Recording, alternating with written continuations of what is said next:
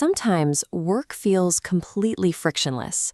You sit down, the hours vanish, and you move toward a goal with perfect forward momentum. But other times, that same task feels impossible. You're blocked by an invisible wall, even when the external circumstances haven't changed. Traditionally, we blame these fluctuations on a lack of willpower or motivation. We treat performance as a character trait, something you either have or you don't. However, if that shift in performance feels physical, it's because it is. Current research into cognitive states suggests our ability to act is less about mystical personality traits and more about the configuration of a measurable biological system.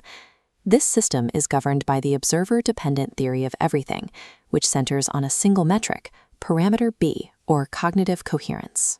By treating the mind as a system rather than a mystery, it becomes possible to track the specific inputs that lead to success and identify exactly where the process breaks down. Parameter B is defined by 4 distinct variables: focus, emotion, doubt, and past experience. The formula is B equals F times E times 1 minus sigma times lambda. These variables are multiplied together. This creates a different outcome than a simple addition of effort. It means the components are deeply interdependent. This creates a weak link effect.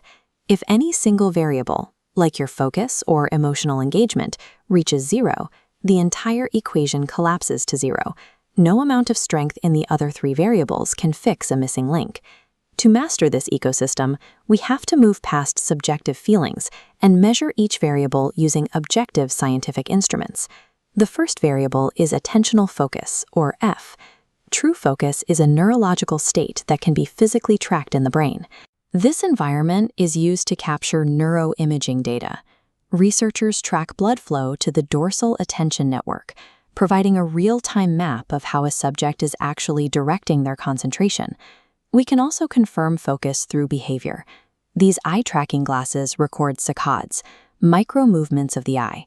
In a state of deep cognitive processing, these movements become highly ordered, whereas a distracted mind produces a chaotic pattern. The second variable, emotional coherence, or E, shifts the measurement from the brain to the nervous system. Emotional alignment is recorded through heart rate variability. High coherence occurs when the cardiac cycle reaches a 38:62 ratio between contraction and relaxation, a biological golden ratio for the heart. This data visualization contrasts a stressed biological rhythm with a coherent one. The bottom graph shows a smooth sinusoidal wave, the signature of a nervous system in total alignment with the task at hand. Engagement isn't about forced positivity. It's about stabilizing these measurable biological rhythms so the body and mind are working in sync. The third variable is the entropy of doubt, represented by the letter sigma. This tracks the internal friction caused by cognitive dissonance. Subconscious doubt is exposed not by what a person says, but by reaction latency. Even a microsecond delay in a cognitive test can reveal a contradiction between a person's stated goals and their underlying beliefs. The final variable, lambda, is empirical reinforcement. It quantifies how our history of wins and losses dictates our current capacity for action. This dynamic area chart shows Bayesian updating. Every success shifts the curve forward, increasing your expectation of future success. The ledger weights toward the present. Recent events dictate your state, meaning a single setback weighs heavily on the equation. Subconscious friction and historical data are not character flaws.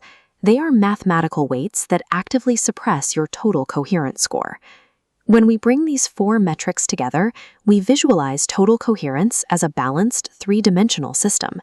But watch what happens when one axis plummets.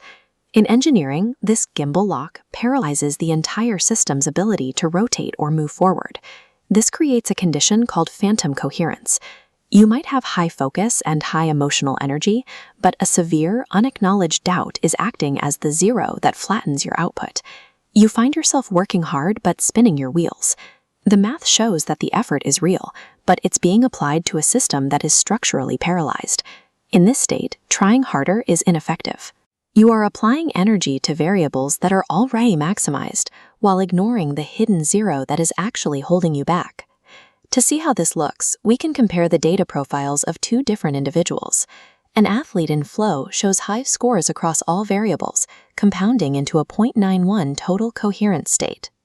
Contrast that with a burned-out manager. Their reinforcement and doubt scores plummet, dragging total coherence to 0.21, nearing total system collapse. This manager isn't lazy. They suffer from a measurable deficit in specific pillars of their equation. We no longer have to guess why we feel stuck. By measuring these variables, we can pinpoint our exact point of failure, repair the weak link, and intentionally create the alignment required for momentum.